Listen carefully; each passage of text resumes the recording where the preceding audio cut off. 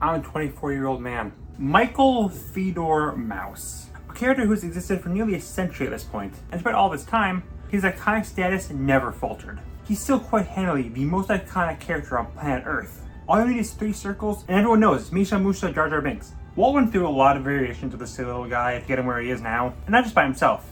Even with his passing, Mickey's been tweaked and altered to fully come into his own. If I asked you who Warner's most iconic character is, you'd probably get a few different answers. Bugs Bunny, Scooby-Doo, Batman, Harry Potter, heck, even Warner kind of does that consistently. If I ask you for Disney, doesn't matter if they own Star Wars and Marvel, Mickey is their man. Full stop. Everyone knows Mickey Mouse. And nearly everyone hates him. When I think about it, the amount of people I've met that genuinely like Mickey as a character is fairly low. Certainly there's tons, millions who do. But to many, he isn't this cheerful, happy little guy who's friends with all. He's at best a bland, nothing plank of a character, or at worst, the face of company greed and bigotry and ego, and probably microwave with a few hamsters.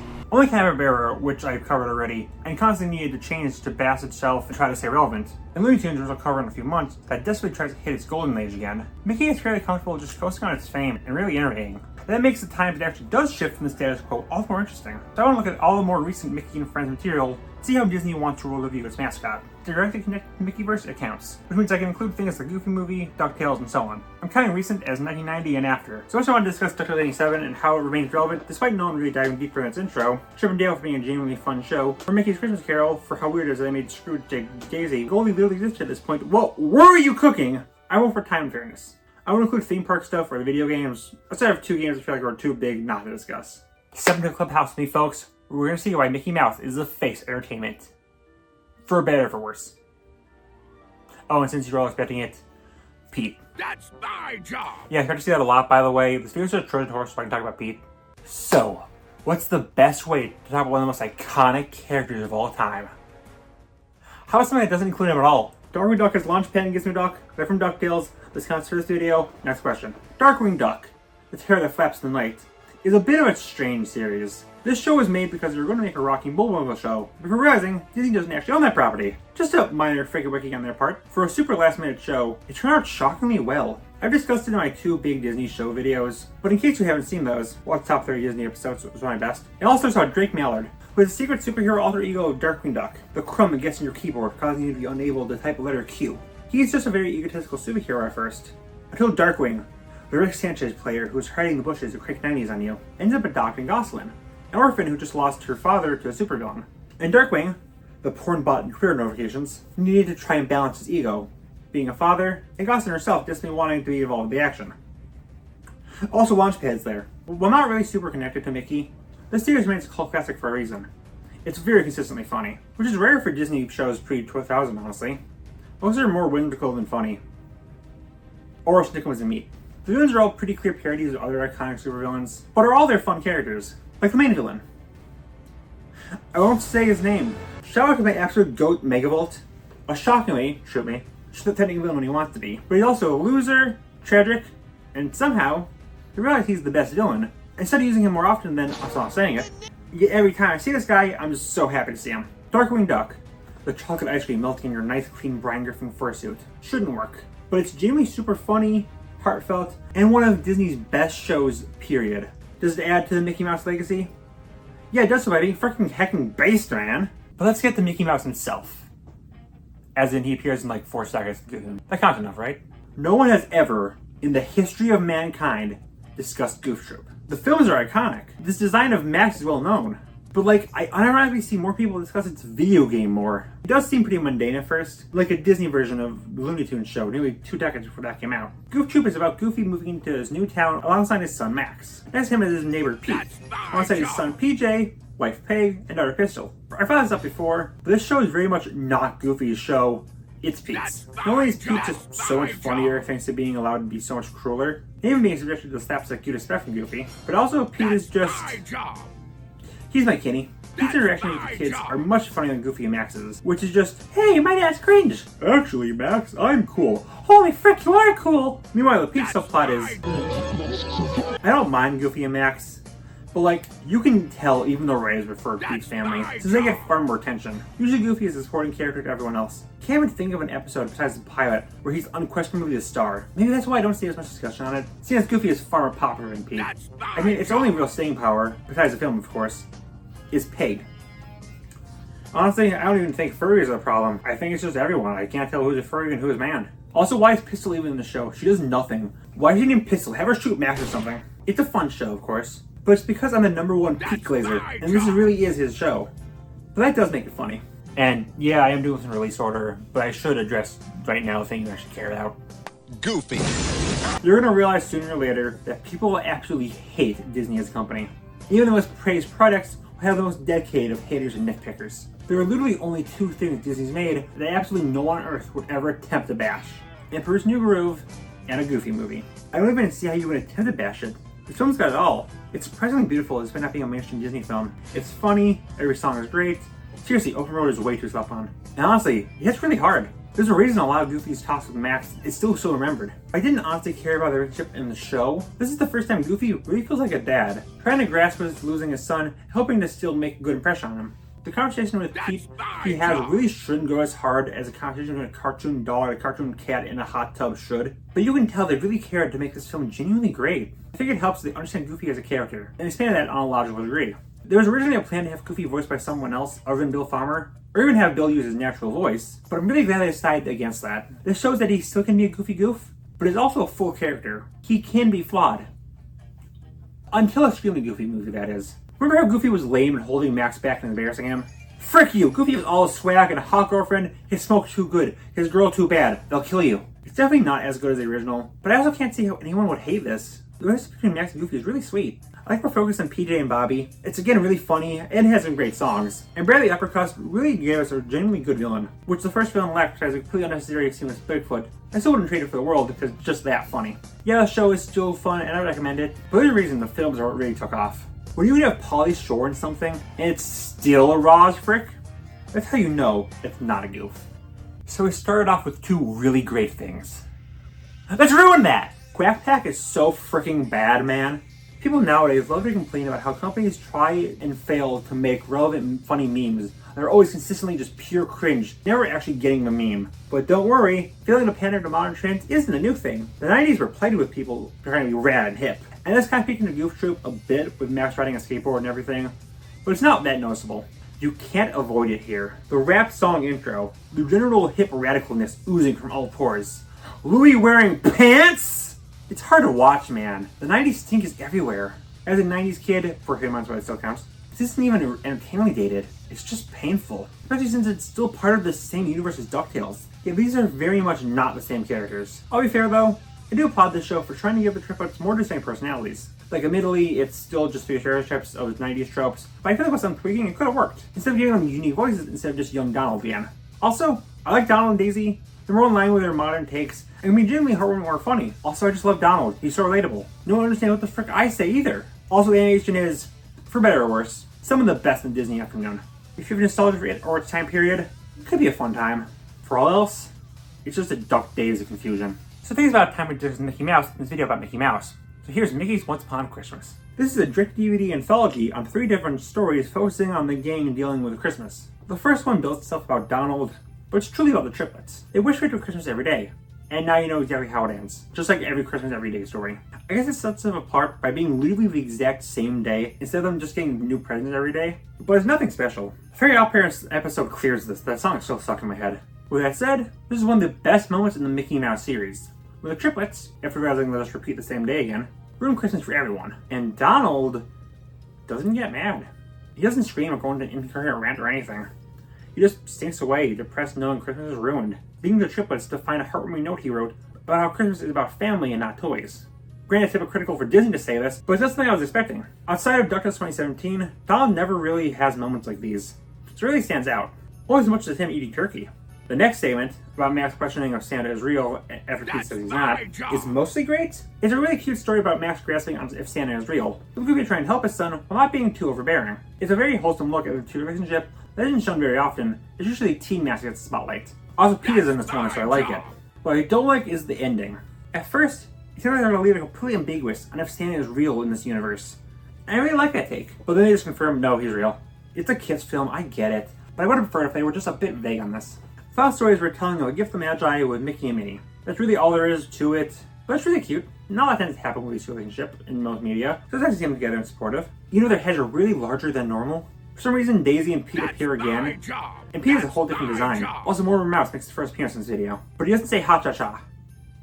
Garbage! But no, it's not mind-blowing. But it's a really cute little film. I do enjoy watching every Christmas. So I've discussed a few shows, nothing that involves Mickey himself. Mickey's honestly out of the spotlight usually, as I want to focus on other characters and keep him untainted as just their mascot. However, 1999 rolls around and they finally give the guy another shot, with Mickey Mouse Works. These are a new line of shorts revolving around the gang, all around 5 minutes in length, discussing a handful of different shorts per episode. Every episode will include 90-second segments with 6 different side series inside of it. Mickey to the Rescue, Mickey saving Minnie from Pete, Donald's Dynamite, about Donald finding explosives and get rid of them before they explode, Goofy's Extreme Sports, about, well, what do you expect, Maestro Minnie, about Minnie orchestrating a band, Poodle Gets Paper, exactly what do you expect, and Von Drake's House of Genius, about Von Drake showing off his invention. Alongside these, there's a slightly longer short story. These shorts try and mix the more classic feel of the original shorts with a more Looney Tunes style of humor and slapstick. And it's mixed. Some bits are genuinely hilarious. Others fall super flat. Like Mortimer suddenly loving Mickey just because he got sent a love letter by mistake. That's great. All people can be improved by just being gay. But the Donald segments are all super generic. I'll get more into it in the Looney Tunes video. People have to realize it isn't specifically the explosion that makes these shorts funny. It's everything around it. Peter's family getting more family members is really funny though. How freaking big is his family tree? Overall though, these are fun shorts. They didn't last long. Not exactly sure why they ended the series, but 2002, it came to a close. However, I guess they didn't want to lose this new style of Mickey entirely, at least start to incorporate it into the new series, House of Mouse. Okay, we discussed this show like 6 times. I really don't hope I don't have to deep dive into it again.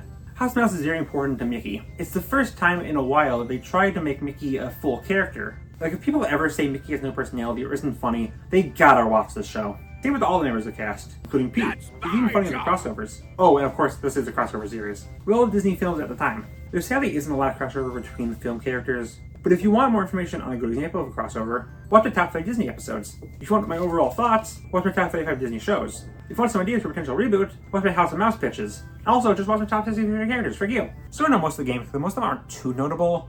But there are 2 that I just can't glance over. They're way too important. The first is, of course, Kingdom Hearts. I have never played Kingdom Hearts. Nintendo fans almost discriminate against people on the planet. But research, pop culture osmosis, and my best friend being a KH nerd helps me know enough to discuss these games. Briefly. Really, while Disney is of course a big part of these games, they're mostly backdrop for anime chicanery. I'm not going to go over any of the film levels, since this is a Mickey Mouse video, not a Disney one. So I will not go into how you beat Ursula in a singing competition during a boss fight. Instead, I'll look at the Mickey Mouse stuff. I'm sure it's pretty easy to understand.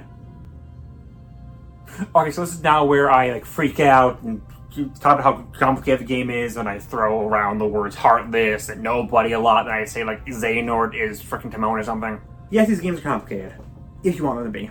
You can just play the games for what I know and keep it to a simple good versus evil story. But okay, what about the Mickey game? Well, Mickey is a king of Disney Castle, the subjects being all the other Mickeyverse characters, most notably Goofy and Donald, who are your main sidekicks throughout the game. More importantly, Pete is one of the most recurring villains, and a complete goober. A goober who nearly completes a genocide and gets off most scot-free. Oh, he and Milton are dating, I think.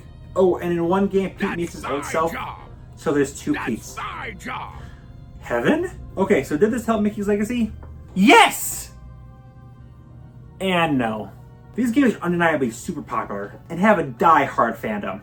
For a large chunk of people, when they think of Mickey, they think of him wearing a hood leading a kingdom. When they think of Pete, think of him a goofy thorn in the side teamed up with Maleficent. When they think of Donald, they think it's a nice spot to find some ingredients. These games are unironically a major pillar of games, and they really do help Mickey stay relevant during some of his down years. But these games are punching bags for many, even its fans. Some of that has to do with the Lifetime movie quality writing and complicated plot, but it's also for this. There's so many people they can't take these games seriously because Mickey is there. He's just too ridiculous to ever take seriously. And that is a major thing. If you make this grand epic story and people still can't take it seriously just because your mascot is there, well, that may be why Mickey and Disney have such a bad reputation despite this game's popularity. Not even the power of friendship is that powerful. It's easy to mock Disney's direct-to-DVD films.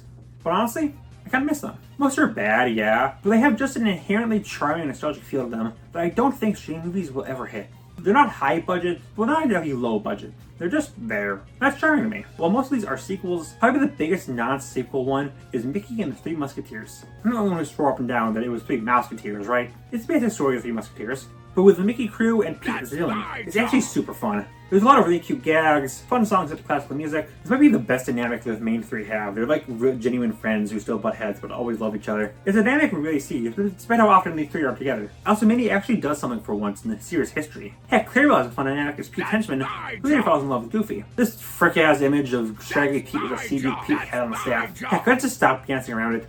Pete is at his best here. He's so delightfully evil. Both in the funny way, but also how he just completely nullifies anything the heroes do, because he's just simply that based and epic. Notably, Donald isn't a rageaholic like normal. He's a coward who avoids violence before being forced to at the end. Seems weird, but in the comics this is how it's usually portrayed, and it'll come back in a later show. The film is a lot of fun, but for what seems like a harmless at worst movie, it did way more damage to the series than you might expect. The mediocre to poor reception, and the average sales of it and the next thing condemned the Mickey to never get a movie ever again after this. Yeah, think about that. In a few months, we'll have gone a full 2 decades without a single Mickey movie. That's weird, right? The face of a movie-making company who set his ears on anything will make a film of their mascot? It makes me wonder, if in an alternate universe where this film did well, would we get more films based on different time periods and public domain stories? Would one of them eventually become theatrical? It's a shame we'll never know. Once Upon a Christmas. Remember that? From like 8 minutes ago? It's a cute film. But Christmas has so much you can do with it. I know one thing that they can do that the first one didn't do. Suck balls! Twice Upon Christmas is CGI. It's not good, man. Not even Nostalgia can save this. There's 5 shorts this time. I'm gonna go through them all. Bells on Ice has Minnie perform an ice skating dance, and Daisy is jealous? Is jealousy a normal thing for her? I don't recall it that in anything prior. So suddenly she decides to one-up her, and they keep going until the rink blows up or something. Yeah, Daisy is really rude here. But quite weird to do. I like the background skaters are the hippos and gators from Fantasia. Christmas is Impossible. I refuse to believe that's the only time this tile's been used for something. It's about the triplets going to Santa's workshop to get their names from the nice list. I like this one, honestly. Nothing much to say. Christmas Maximus includes Max, a teen this time, trying to make sure Goofy doesn't ruin his upcoming date with his girlfriend. Like Goofy movie, Goofy is acting silly and embarrasses Max. But unlike that film, this film strongly implies Goofy knows he's embarrassing Max, and does it for fricks and giggles. In the Goofy movie, where he does it because that's just who he is. And in reality, Goofy isn't even that embarrassing. Max is just two in his own head. Like, his song directly states that he's ruined Max's dates in the past. And he only puts out baby pictures. And as has been scientifically proven, baby pictures only exist to embarrass people. Oh, and Max's date isn't Roxanne in the Goofy movie. It's a new character. Mona. People are very normal about this change. Go through the comments on our Disney Wiki page from very sane reactions. Don's gift is rough, man. Don just wants some peace and quiet for a short time. Then Daisy and the triplets force him to go to the mall. He gets pestered and forced to donate money, and has to hear the exact same song everywhere he goes. And when he finally snaps, everyone chooses out for it. Every year, I understand Christmas stress more and more. Every year, I get dolled more and more. Oh, but Christmas is meant to be spent with family. Okay, cool. Let Donald get a tiny little bit of rest he deserves. Have Daisy go with the triplets to the mall. And then they can spend time with Donald after shopping. It's that simple. God, why on this baby movie think rationally? And then the final one is Mickey's Doggone Christmas. It's a fine one, actually. It's cute. Pluto accidentally ruins Mickey's Christmas decorations, and he gets sent to the doghouse. He hears Mickey doesn't like him anymore, so he goes to Santa's workshop to try and find a new place in the world. It's a cute, fun story. But like, when 3 of the 5 stories are this bad, maybe Christmas should be canceled. Also, there's no Pete in any of these. Mickey Mouse Clubhouse. I have no funny lead to this. So this show has definitely made a name for itself, hasn't it? I've never heard anyone talk about it for quite some time. Then people just need someone to mock Sonic Prime with. Went to this for some reason. And oops, that caused a massive chain reaction to memes. God, this year was a Warner Mouse thing, right? We're only like 6 months into this year. Why does this time suck? Anyways, yeah, I watched this show a lot as a kid, so I'm nostalgic for it. It's your average preschool show, though. Nice. The land characters encounter a super problem, go on a short adventure that somehow involves learning outfit or primary colors. Then they all come home and Goofy breaks it down. Like literally every preschool show. Sounds boring, right? Yes, it is. It was really boring for me to discuss it exactly 35 times in a row. So I asked you to make top 35 educational shows. It would be the exact same statement over and over. I hate freaking watching Bluey. Listen, there's not much to it, but it's good for what it is. Again, it's a preschool show, and as long as the lessons they teach aren't the wine to get what you want, it's fine. And forget, let's just discuss other educational shows. Minnie's Bro Tunes are short starring Minnie and Daisy. There's nothing really to say here. Sorry for all you diehard stans. Mickey's Roadster Racers. Can't believe I'm actually saying this. is actually pretty good. Like, yeah, it's no masterpiece, it's still a kid's show. But they make Mickey less of a bland protagonist, and the educational parts are a lot more naturally blended into the show. On the Clubhouse, where the show would just stop and tell you what a triangle is. Heck, Pete, who's a minor nuisance who's still friends with Mickey in that show, is now back to being more antagonistic for a preschool show. And there's canonically like hundreds of Pete's. It's just like how Pokemon has millions of Nurse Joys and African Jennies. Oh my god, millions of Pete's. I'm in heaven. Someone draw this with me and Pete. So yeah, if you had to watch one Mickey educational show, for some reason, watch this one. Oh, and then there's Funhouse. It's more of the same from Clubhouse. The only notable thing is that one of the episodes features, I am not joking, the muses from Hercules. No idea why. There are only non-Mickey characters in the show. Heck, there's only 2 of the 5, but it happened, and I feel like I need to tell you all. But these shows, okay, well, mostly Clubhouse, kneecap Mickey hard to so many people, better for worse. Mickey to them is just a bland, inoffensive preschool character, like Dora or Blue's Clues. And being bland to some people is worse than being bad. No matter what Disney does to try and make Mickey seem more interesting, this is what he'll always be to some people. So sad. So Mickey's reputation is a little shot in this point in history. His 2 direct-to-DVD films flopped, and his show may be hit with kids, but you ain't catch anyone above 5 watching it. So Disney needed to make Mickey cool, more edgy, more epic. Epic Mickey is such a weird time capsule. Late 2000s, early 2010s was the time of weird, dark things. Look at Newgrounds or just general internet culture that was fully gaining steam at the time. To see Mickey and the closest thing we get to horror in a family-friendly Disney game, it's strange. I'd like to mention of the absolutely nightmares concept art they made. These were made to see how far they could push the edge, and never fully intended to be in the full game. But god, did I wish we lived in the world where this had the stamp of Disney approval. This game boasts multiple big selling points. For one, taking Mickey back to a mischievous persona, rather than the smiling nice guy he's been for years. It does that greatly! Fully intro cutscene. After that, Mickey becomes a lot more cautious and friendly. So besides making the DreamWorks face in every stock image, it's mostly just a normal Mickey. But I do appreciate this version. I like Mickey's dealing with unintentional mistakes and actually having to grasp with his escape. It's taking a nice character throw him into head first into the worst situation possible, and that's fun. The other big thing is Disney references, and that's fantastic to a certified Disney adult like me. Yes, early N24, please believe me! The story references to old shorts, park rides, and Disney merch that's really appreciated, and never distracting. I love it. What's really disappointing are the forgotten characters. Mad Doctor's the main villain. That's cool, even if his name is different. In the short, he was named Dr. XXX, which, hey, why did they change that? I'm gonna Google XXX right now. The main race of creatures you meet are gremlins, all based on a forgotten canceled Disney movie. That's fantastic. I haven't heard of this film at the time, and an entire canceled film is a perfect thing for this forgotten land. The rest aren't even forgotten. Horse, horse collar, Carabel cow, Pete, heck, multiple versions of Pete. There's so many obscure Mickeyverse characters and scrapped film characters. Why are those characters still being used? There's one who wasn't though. Oswald. You all know the story. Oswald was Walt's first creation. His rights were taking over to Universal. Made Mickey as a direct replacement. Universal stayed on him for nearly a full century. Then Disney created a real-life sportscaster for the rights for a fictional bunny, which I should note, the sportscaster in question is honored by this, and genuinely believes Oswald's rights are more important than him. Oswald is so cool in this game. I love this good-hearted, so super bitter take on him. It's perfect. Why have we never seen him again? Outside of occasional cameos, these games are really his only appearance. It's so sad, man. He could be as big as the main cast, but Disney really uses the guy. I still love him, and I love that they truly gave him so much love and care, which they clearly didn't give to the gameplay. Okay, the gameplay is fun, but it's certainly flawed. The camera is very wonky. It can be confusing at points of what to do. Yeah, it's rocky. What's great though is not only are the basic mechanics fun, it also has a fun mechanic of a morality system. Mickey has his paintbrush in this game. The way that he can either paint to fix things or thinner to melt them. This gives the game a morality system, basically a proto-Undertale. And that's really well done. You actually do see majorly how your results affect this world and its inhabitants. And overall, this is a super fun game, even if it lacks polish. It was such a success that it launched a full series, which died immediately since the sequel sucked. It still lacks the polish of the first, but now the fun is gone. No real notable Disney fan service moments. The edge is gone. It's just a completely lackluster game that does nothing besides kill Disney Interactive. Before it died though, they squeezed out Power of Illusion on the 3DS. It's a very fun 2D platformer that adapted the gameplay style of the original quite nicely. The big thing here is the main villain of this game, not Maleficent, even though that's exactly what she looks like, but instead Miserabelle, an villain of an old Mickey video game. See, that's a deep cut I want. It's not some game changer, but it's a fun, simple game. Really simple. The cover shows like 12 worlds, but you only have 3. Heck, there isn't even a Wonderland world, and the Queen of Hearts is just flat out not in this game at all. It is fairly short, and it does have some missed potential. I really wish the series expanded to maybe be as big as Kingdom Hearts. It was a really fun side series. The most important thing Mickey's ever been a part of. Well, that was a disappointing way to end that segment. Let's discuss peak fiction now. Going through the 2010s, Mickey's had a lot of ups and downs. He was very much seen as just a bland mascot who was always nice. 2013 saw that as a challenge. Helmed by Paul Rudish, who previously worked in Dexter's Lab and Powerpuff Girls, this show wanted to take Mickey back to his roots. All the way back. Being very focused on the wacky, off-the-wall version of Mickey back then. Even swapping his voice actor to one closer to Walt's take on the character. It also has a very striking art style, an almost Art Deco look, with characters that are both rounded and more edgy. And it's so freaking good, man. I don't want to list out the best jokes, because that's what the show is.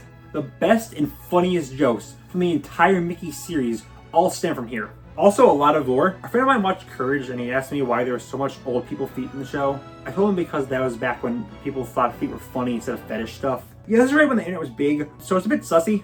But hey, if Tarantino can win an Oscar, I don't see why this can't. The designs here are all really good. A mix of anger and roundness for most of the cast. Goofy is addicted to crack, and Pete.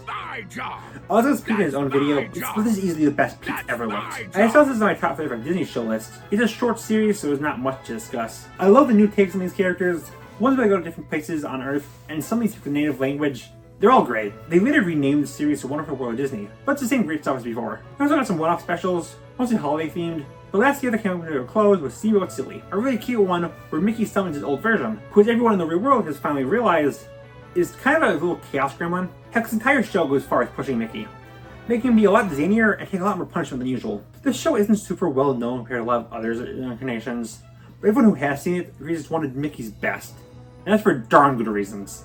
But we can go even crazier as reboots. DuckTales is a very well respected show, and we have to wait for how Disney makes their shows. Remake it is certainly a huge undertaking, but somehow, they managed to pull it off fantastically. The DuckTales reboot has so much hype behind it, and all very much pulled through. It's one of the funniest, most visually appealing, and still dramatic when it needs to be shows ever created. One of the best things Disney's done in decades. This is just a straight love letter to all things animated, including all their Disney afternoon shows. The story is amazingly paced.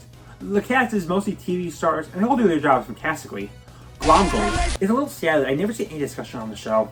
If I bring this show up, it seems like everyone has seen and loves it, but I never see it put on the same pedestal as shows like Gravity Falls, Owl House, or Amphibia. Despite its similarities and being of similar, arguably better quality. Maybe it's because they're all animals, so it doesn't really fit next to most of the human cast of the others. Or, honestly, because it might be the tie to Mickey that puts people off. Not sure. But honestly, who cares? The show is so goated. I have so much I wanted to gush about this show, so just mark this down as something that'll get its own video. I was gonna joke that, oh ha, what if I wait for its 10th anniversary, because that's so far away. But then I realized it's literally only 3 years. The show will be a decade in only 3 years. My aching bones! Maybe it'll be able to come out soon, maybe in 3 years. But either way, watch DuckTales 2017. So much love is put into this one show, and it deserves to be seen. Mostly only as we get the Darkwing spinoff. I will end this segment off with one other things that will turn a decade in 2017.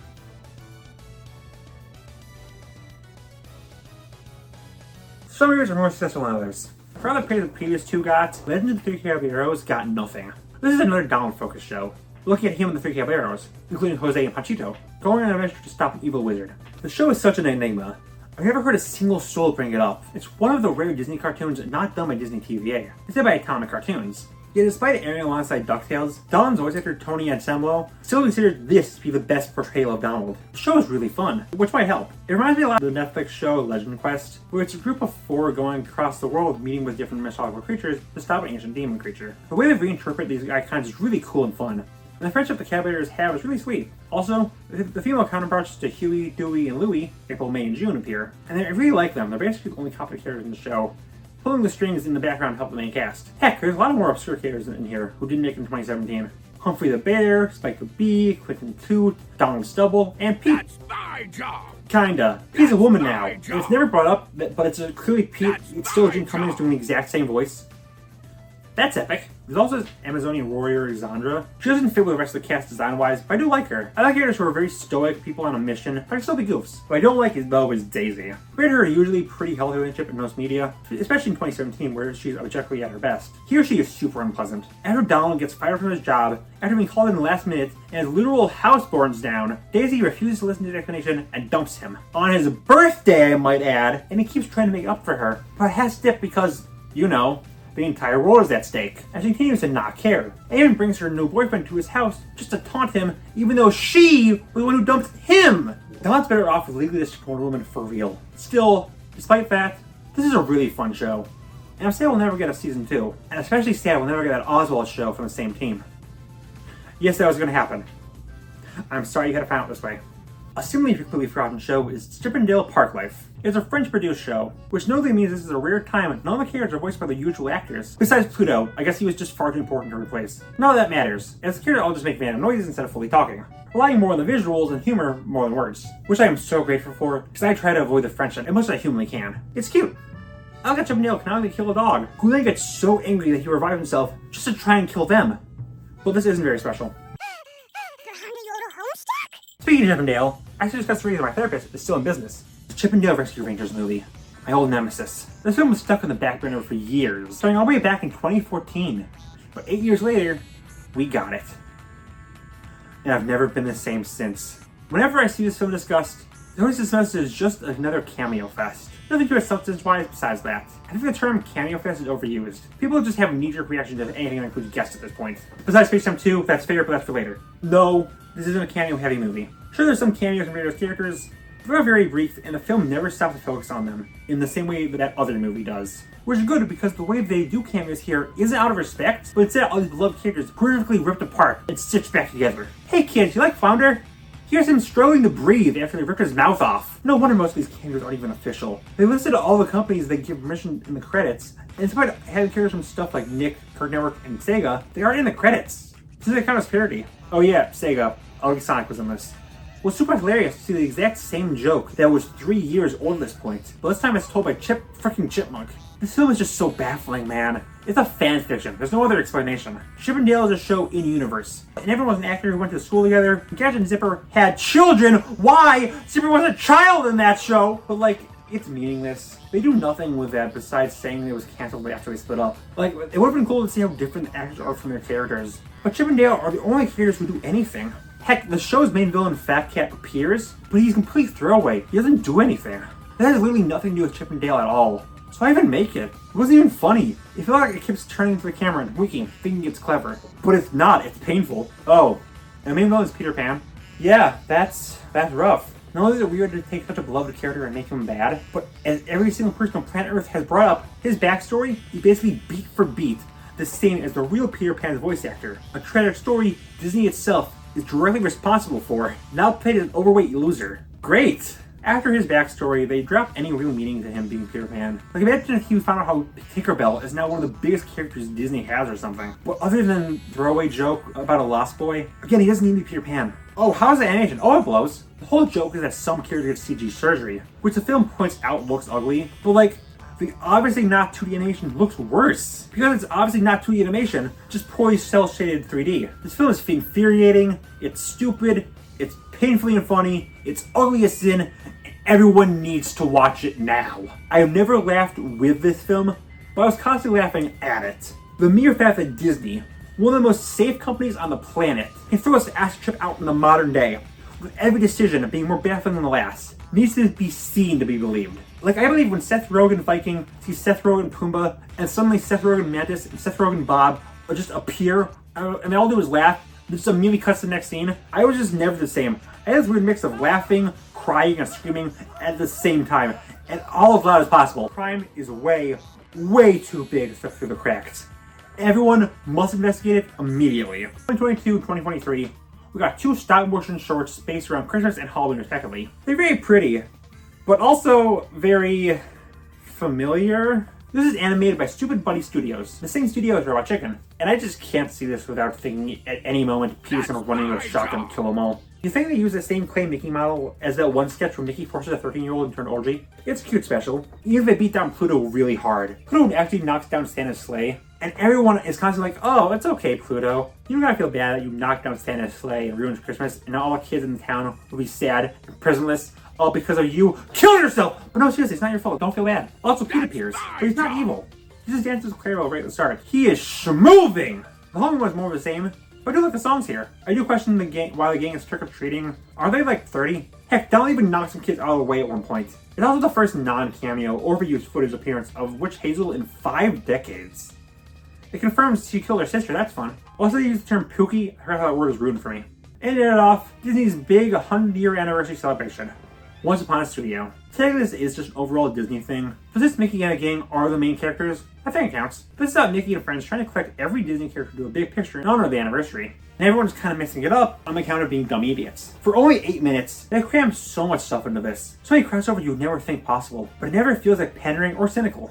It's a clear passion project. It is especially shown in the animation, where every character is done the same style as the original film. And I don't mean all the 2D characters are 2D and 3D characters are 3D. No, I mean Chibi's animation is lower quality than the more recent ones. The darker characters are notably sketchier. His horseman is still a bit like he was outside. It's really great attention to detail. Heck, this applies to the Mickey crew as well. Most of their older designs. Pete in particular uses an obscure design, rather than his more iconic one. And heck, this is the only thing not attached to the 2013 show where Christine Pellos voices Mickey. Most likely because he would sound closer to the older Mickey than his normal voice actor Brett Aron. It's only the main Disney animated films, and that's great. Sure, it'd be nice to include all of Disney, but if they did, Marvel and Star Wars would get top billing, Pixar and live action films would only be the more popular ones, most of the animated films would be shelved, they continue to never acknowledge Disney TV animation, but this way, they have a large selection of characters, not overwhelmingly large. They can still get every film their own little small moments. It's funny, it's cute, it's the perfect way to end this video. It's not just mindless nostalgic pandering, it's a very well made short. It reminds us all, despite their many frick-ups, it's still a reason we love these characters.